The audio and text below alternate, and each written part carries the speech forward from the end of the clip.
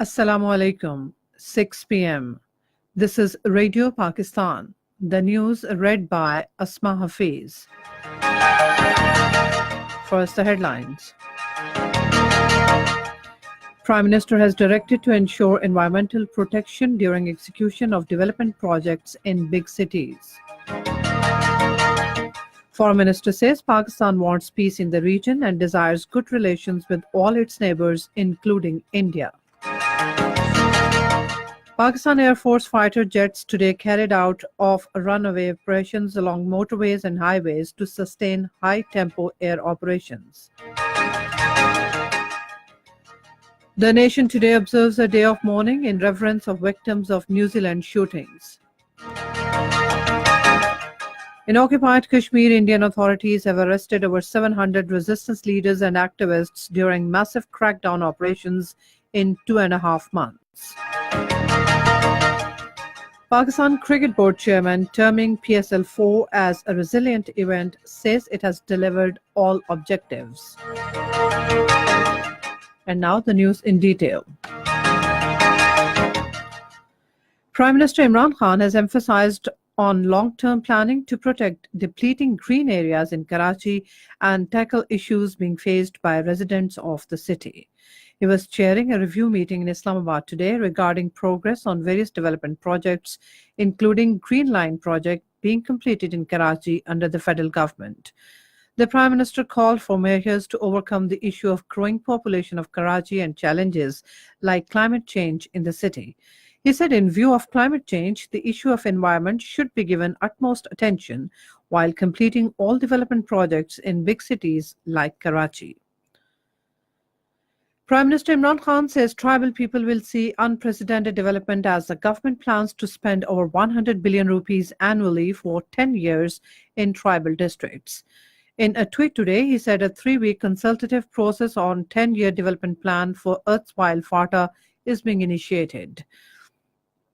The Prime Minister said the process is being started from Bajar.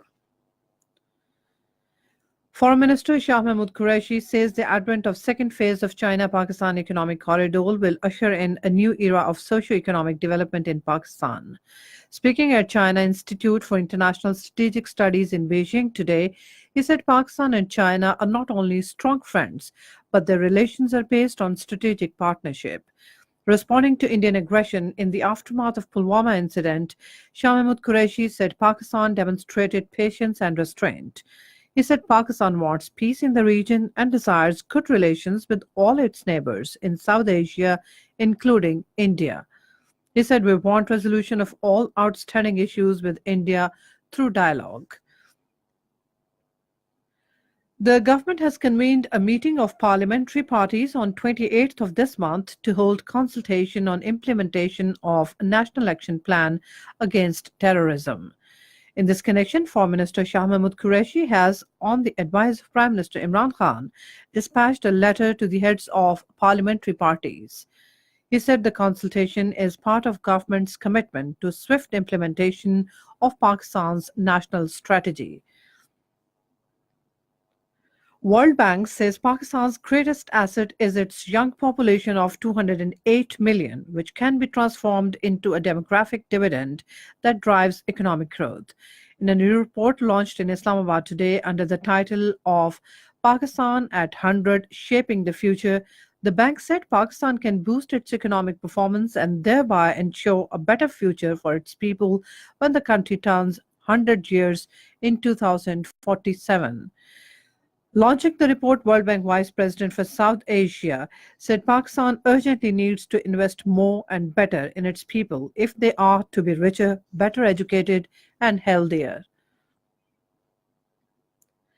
Railways Minister Sheikh Rashid Ahmad says a vast railway network will be established across the country with cooperation of China, Iran, and Korea. Addressing a news conference in Lahore today, he said overseas Pakistanis want to invest in Pakistan Railways, which will be welcomed. The minister said new 14 freight trains will soon be launched in the country. Minister for Aviation Mohammad Mia Somro says draft of National Aviation Policy 2019 will soon be presented before the Cabinet for approval. He was talking to journalists today following plantation of a sapling on the premises of Jinnah Terminal in Karachi under Pakistan Civil Aviation Authority's One Employee, One Plant campaign. The minister said the new policy will regulate and facilitate sections associated with the country's aviation sector.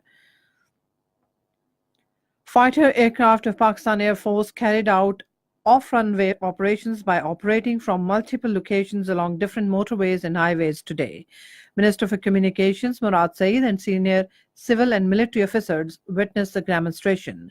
The exercise was conducted to demonstrate the capability of Pakistan Air Force to sustain high-tempo air operations.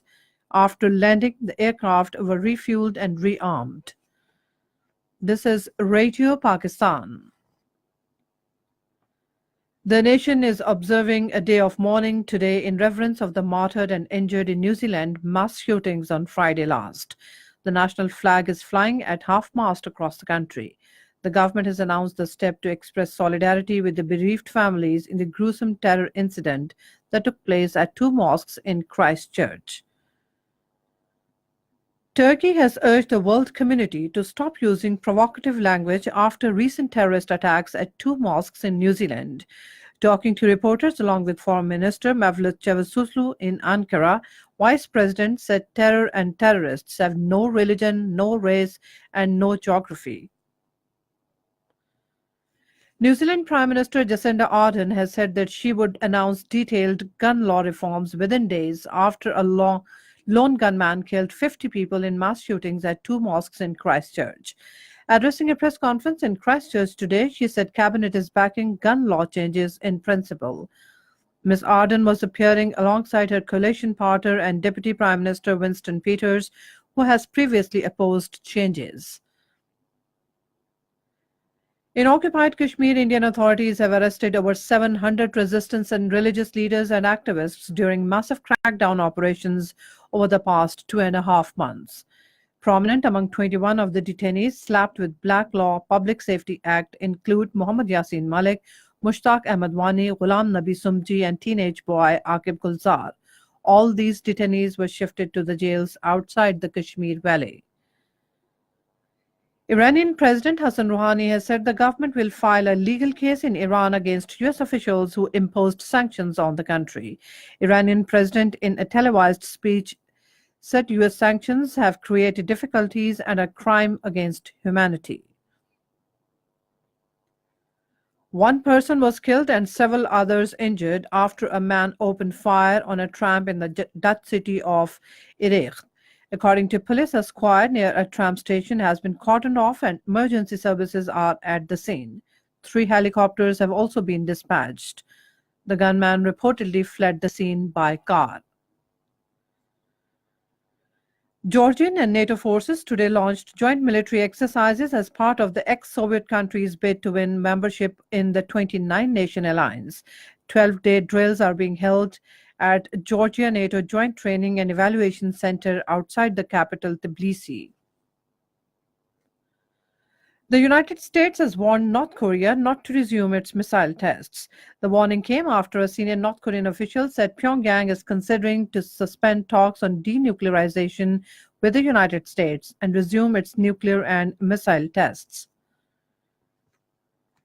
Chairman Pakistan Cricket Board Ehsan Mani has said that the recent staging of 8 Pakistan Super League matches in Karachi is a sign that PCB's credibility has hit a new level. Addressing a press conference in Lahore today, he said Pakistan Cricket Board is now taken seriously at the international level. Ehsan Mani said the biggest endorsement was that 39 to 40 foreign players, along with the support staff, came to Pakistan, which adds to our credibility. He termed PSL 4 as a resilient event that has delivered all the objectives. And finally, the weather. Mainly cloudy weather conditions are expected in upper parts of the country during the next 12 hours. However, rain, thunderstorm with light snowfall over the hills is expected at isolated places in Malakand, Hazara, Peshawar, Kohat, Bannu, Rawalpindi, Gujranwala, Sargodha divisions, Islamabad, Kashmir, and Gilgit-Baltistan. And that is the end of this news bulletin. For more news and analysis, log on to our website radio.gov.pk and also watch live video streaming of our bulletins on the link facebook.com/Radio Pakistan News Official.